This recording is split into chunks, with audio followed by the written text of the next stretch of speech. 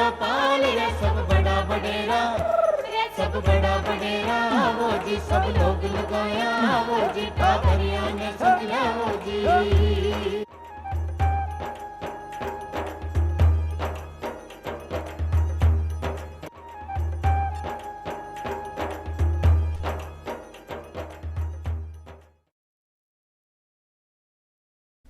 राम राम सा चौपाल देखने वाला सगला दर्शक भाई बहनों को बहुत बहुत स्वागत है।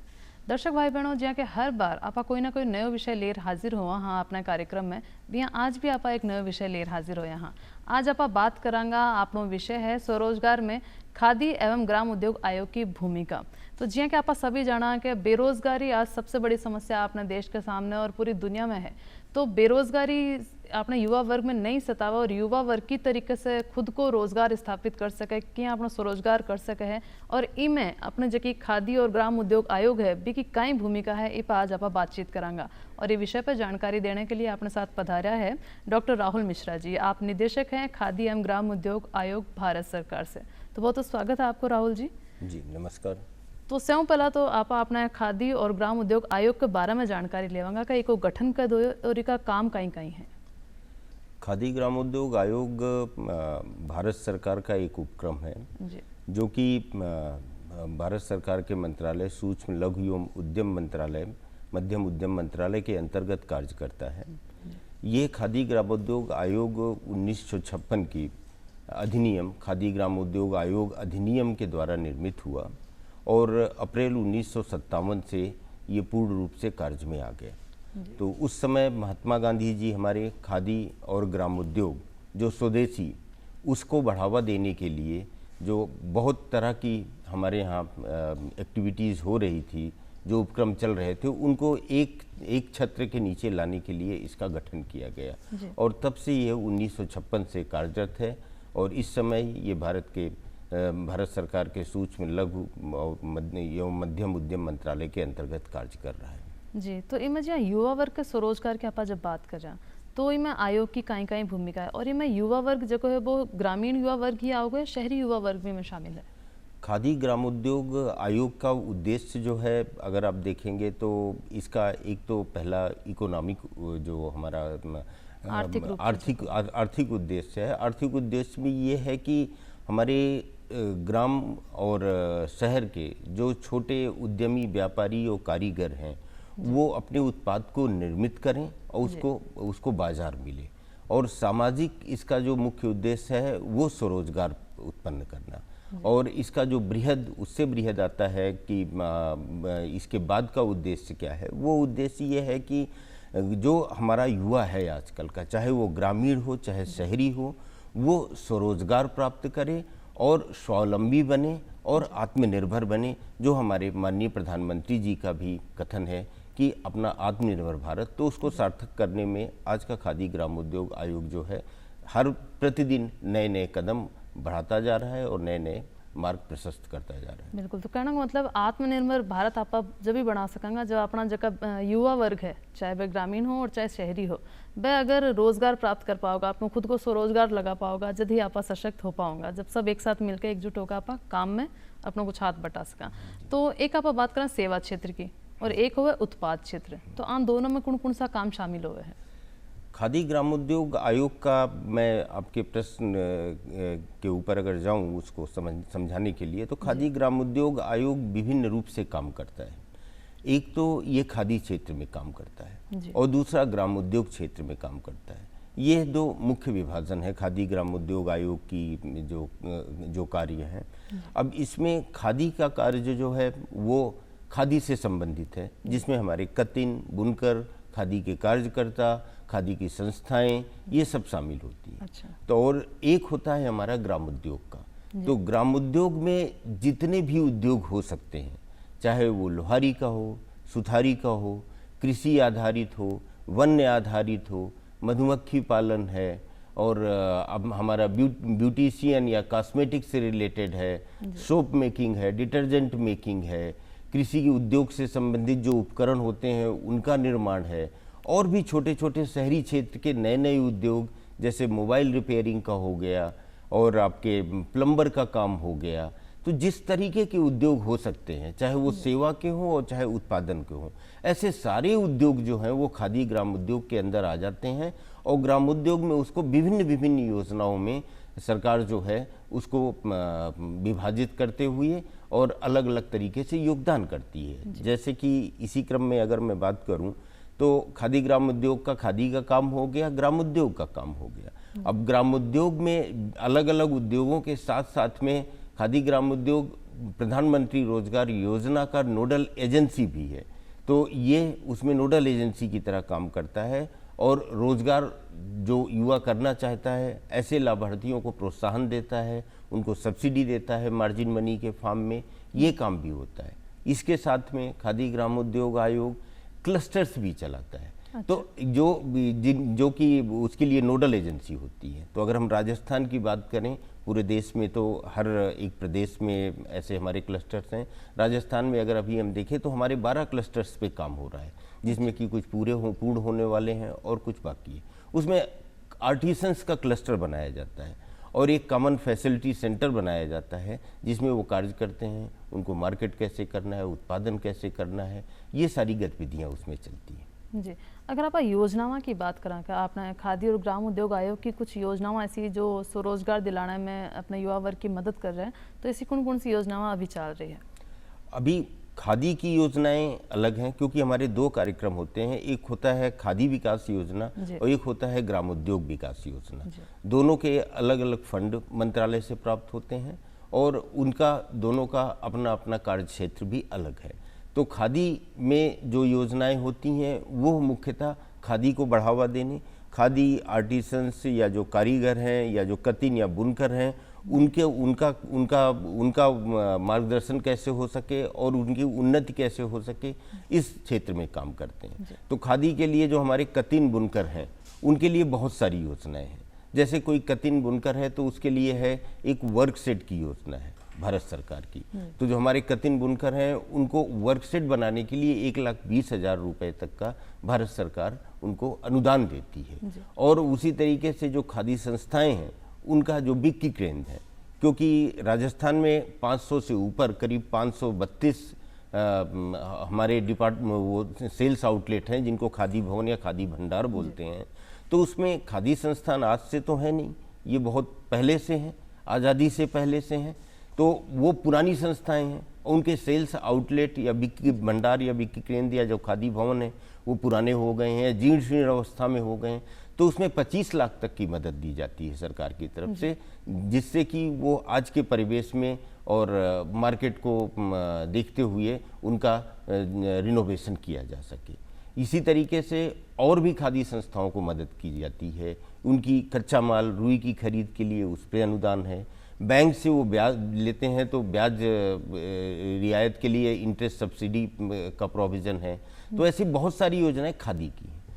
इसके साथ में ग्रामोद्योग विकास के लिए भी जो खादी का जो मुख्य उद्देश्य है उस उद्देश्य की पालना के लिए ये रहता है कि एक कारीगर, एक आर्टिसन जो है, जो कि एक गांव में अभी 18 साल का हुआ है और वो चाहता है कि वो नए कार्य को सीखे या जो अपने पुश्तैनी या पारिवारिक पृष्ठभूमि की वजह से उस कार्य को कर रहा है उसको आगे कैसे बढ़ाए, तो उसका प्रशिक्षण से लेकर के और प्रशिक्षण के बाद उनको मशीनरीज और टूल्स भी जो होती हैं वो सरकार की तरफ से प्रदान की जाती हैं और उनको आगे मार्केट में कैसे जाना है वो भी होता है। अभी एक एक क्षेत्र का अगर हम विस्तृत रूप से करें तो हमारे कृषि आधारित क्षेत्र में हमारे जो ट्रेडिशनल जो परंपरागत क्षेत्र हैं उसके क्षेत्र में, जैसे कि आप देखिए तो कुम्हार सशक्तिकरण प्रोग्राम है, हनी मिशन के अंतर्गत जो है मधुमक्खी पालन का है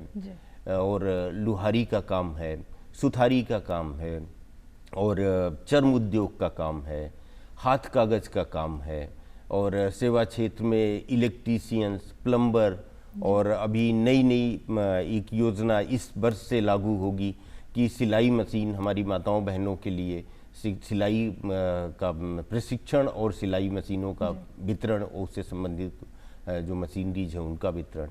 तो ऐसी बहुत सारी योजनाएं हैं, हम एक एक योजनाओं के बारे में विस्तृत में भी चर्चा कर सकते हैं।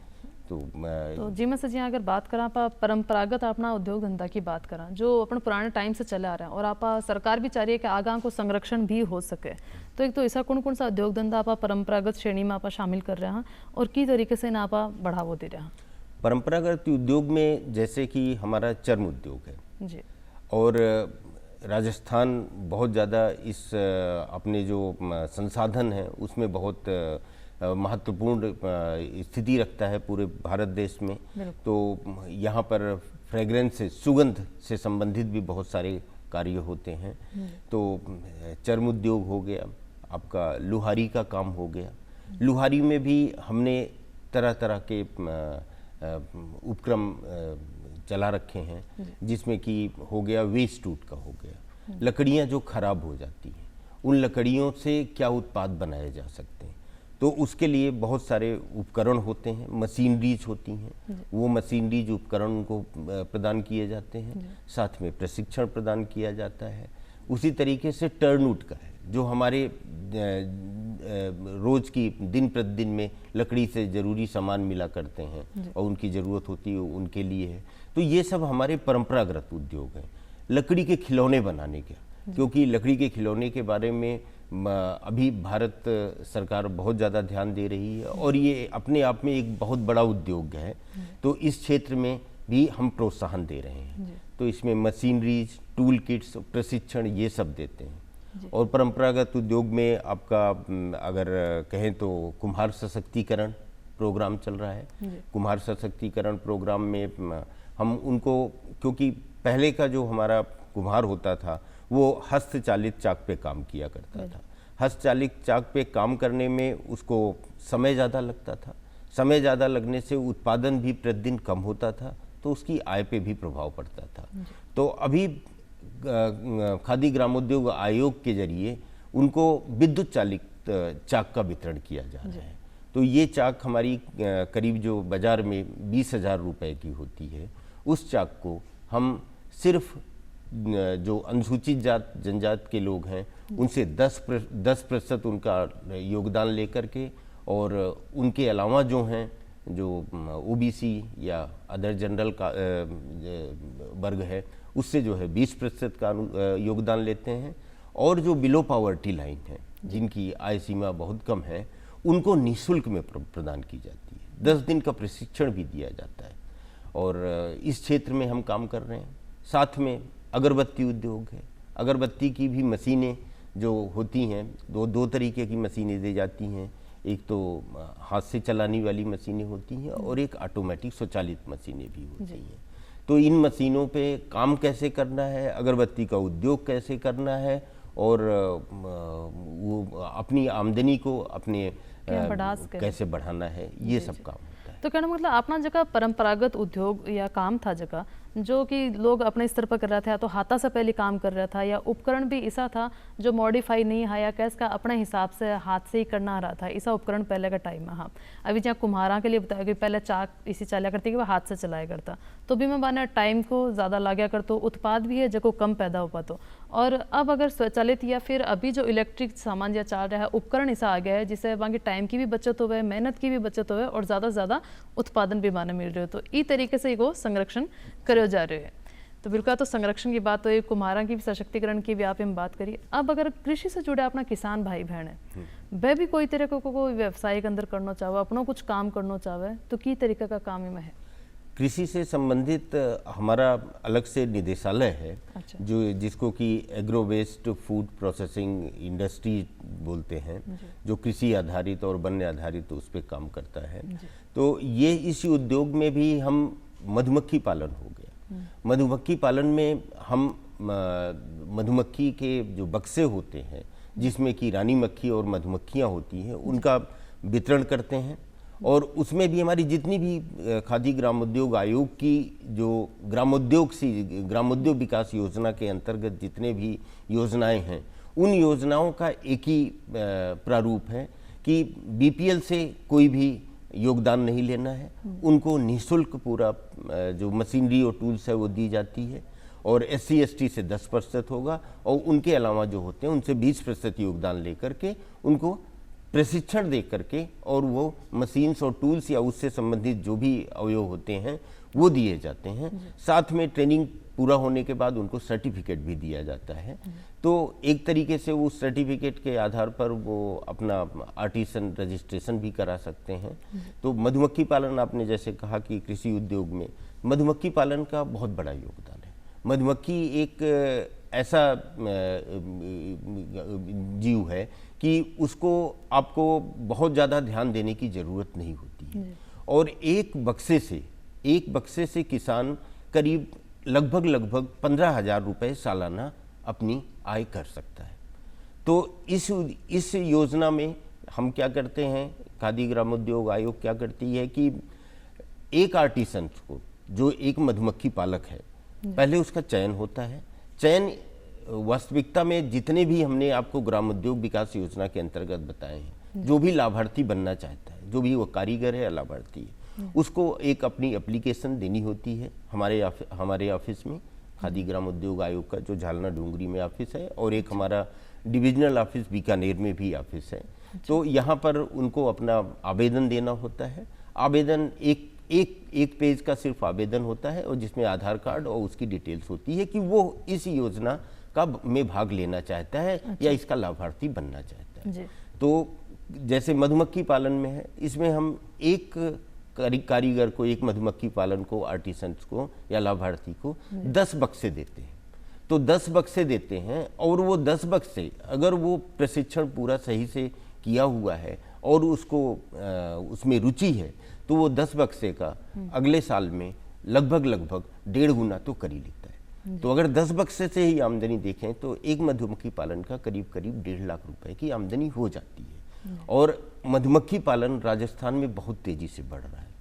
हमारे स्फूर्ति क्लस्टर का मैंने जिक्र किया था, अभी चर्चा की थी। स्फूर्ति क्लस्टर में ही अगर हमारे देखें तो 2 मधुमक्खी के स्फूर्ति क्लस्टर हमारे राजस्थान में आगे बढ़ रहे हैं और स्थापित हो रहे हैं, क्योंकि राजस्थान सरसों का बहुत बड़ा उत्पादक है और सरसों से शहद का उत्पादन बहुत अच्छे तरीके से हो पाता है और सरसों एक लंबे समय तक भी रहती है। और सरसों के जाने के बाद राजस्थान में जो हमारा ये बबूल के पेड़ हैं, ये बबूल के पेड़ पे जो है जो फूल आते हैं वो उसके जस्ट तुरंत उसके बाद आ जाते हैं। और उसके बीच में जो समय होता है तो उस समय सौंफ होती है, सौंफ और जीरा भी होता है राजस्थान में, बेरी भी होती है। तो मधुमक्खियों को अगर देखें तो लगभग पूरे साल अपना पराग और रस जो है वो उपलब्ध रहता है राजस्थान में। और एक किसान, एक व्यक्ति जो है वो 10 बक्से अगर उसको भारत सरकार खादी ग्रामोद्योग आयोग के जरिए देती है तो वो करीब 1.5 लाख रुपए की आमदनी कर सकता है। इसके संबंध में एक बहुत ही विशेष बात मैं आपको बताऊं कि जो मधुमक्खियां होती हैं, जैसे किसी सरसों के खेत में है, अगर उन मधुमक्खियों को रख दिया जाए उन सरसों के खेत पे तो उसके उत्पादन में भी 10-15% की बढ़ोतरी हो जाती है। अच्छा, सरसों का उत्पादन अगर 1 मतलब क्विंटल खेती में भी फायदा हो। हाँ, खेती में भी फायदा हो रहा है। इसलिए किसान जो हैं वो मधुमक्खी पालकों को बुला करके अपने खेतों पर मधुमक्खी के बक्से रखवाते हैं जी, क्योंकि उनका उत्पादन भी बढ़ जाता है। उत्पादन का सिर्फ उसकी मात्रा ही नहीं बढ़ती, उसकी गुणवत्ता भी बढ़ जाती है। गुणवत्ता भी बढ़ रही है। तो ऐसे कृषि के क्षेत्र में भी बहुत सारे काम हो रहे हैं। और इसमें एक मधुमक्खी पालन, एक बक्स जो होता है मधुमक्खी का करीब 5,000 रुपए के आसपास का पड़ता है। उसके साथ और कुछ जो मशीनरी, जो टूल्स और होते हैं जो कारीगरों को दिए जाते हैं, तो वो बक्से की कीमत 5,000 के आसपास होती है।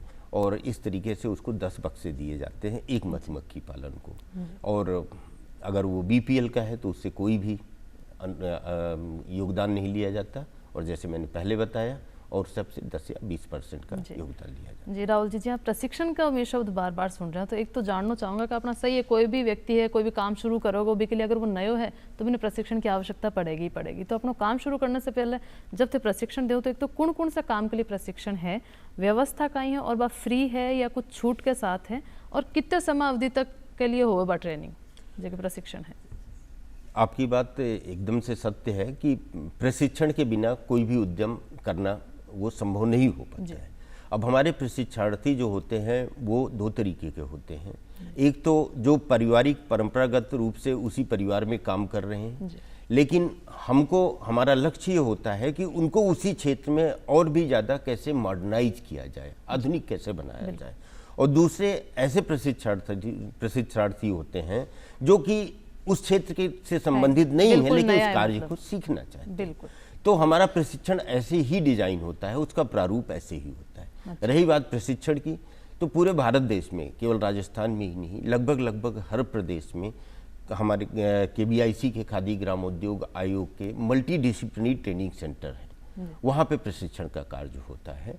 राजस्थान में बाड़मेर में हमारा प्रशिक्षण का कार्य है, प्रशिक्षण केंद्र है, मल्टी डिसिप्लिनरी ट्रेनिंग सेंटर है, जहाँ पे हर तरह की खादी और ग्रामोद्योग से संबंधित जितने प्रशिक्षण होते हैं, यहाँ तक कि ब्यूटिशियन का भी, कंप्यूटर का भी, इलेक्ट्रीशियन का भी, प्लम्बर का भी, इन सब के भी प्रशिक्षण दिए जाते हैं। और हर एक प्रोग्राम के, हर एक योजना के प्रशिक्षण की अवधि अलग अलग है। अच्छा। जहाँ पर जिस क्षेत्र में हमारा स्पेशलाइजेशन नहीं है या सुविधाएं नहीं उपलब्ध हैं, वहाँ हम दूसरे बाहरी एजेंसियों का भी योगदान लेते हैं। जैसे कि लेदर के क्षेत्र में है, जो कोई भी चर्म शिल्पी या चर्म उद्योग स्थापित करना चाहता है, तो उसमें आगरा में हमारा FFDC है। तो वहाँ पर हम जिन प्रशिक्षणार्थियों का चयन करते हैं उनको 1 महीने की ट्रेनिंग दी जाती है। अच्छा। और वो 1 महीने की ट्रेनिंग में उनका आना जाना रहना खाना सब भारत सरकार की तरफ से होता है। अच्छा, मतलब पूरी तरह से मुफ्त है? मुफ्त है, और साथ में उनको स्टाइपेंड भी दिया जाता है, और प्रशिक्षण पूर्ण होने के बाद उनको 50,000 रुपए की चर्म उत्पादन की मशीनरीज और टूल्स भी दी जाती है जी।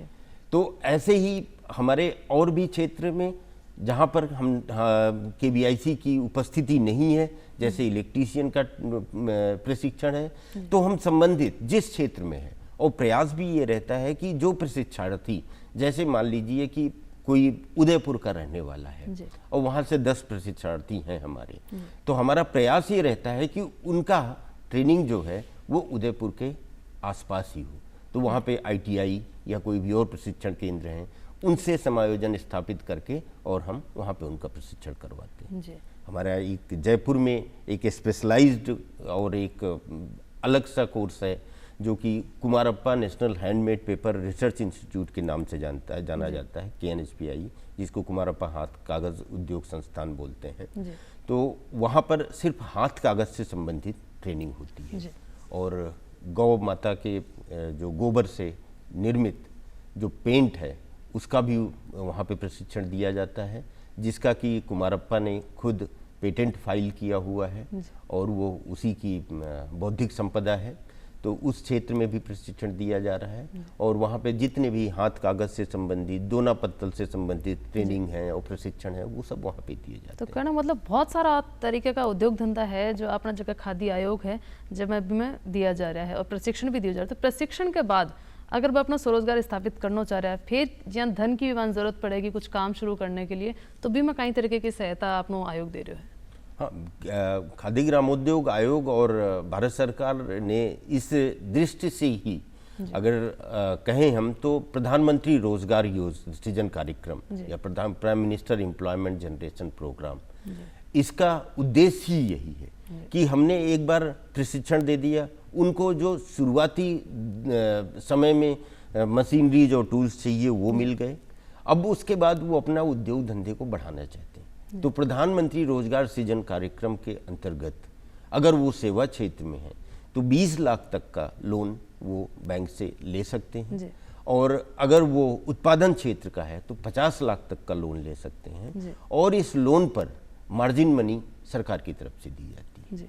जो मार्जिन मनी जिसको कि हम आम बोलचाल की भाषा में सब्सिडी बोल सकते हैं, वो दी जाती है, और वो शहरी और ग्रामीण दोनों क्षेत्रों के लिए है।